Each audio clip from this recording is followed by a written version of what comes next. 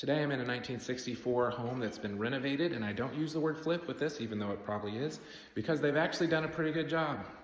But right up here by the fan, I saw a little thermal anomaly.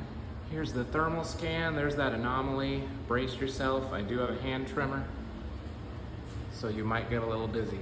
But right there, you see that blue? This is about where the anomaly was, and we're almost 40.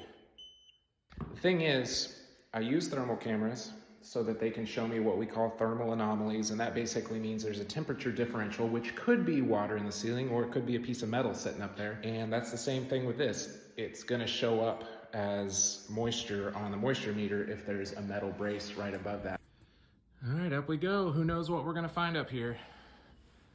These old attics can be fun. So there's very little space between where they've piled all this insulation up and to get through that ledge and find that rafter, and then the same thing down there. So even if I got through this opening, there's really not a lot of clear ceiling joists to grab onto. And given the age of the home, you can't always trust these framing members. I could think I was going to put all my weight, all my 240 pounds on one of them, and then they could give way. So I'm gonna make a judgment call that I can't get over to where that leak is.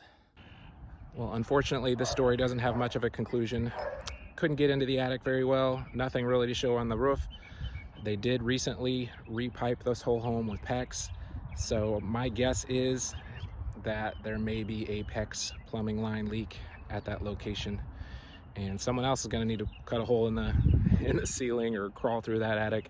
And so I'm going to put it in the report, and they'll need to look a little closer.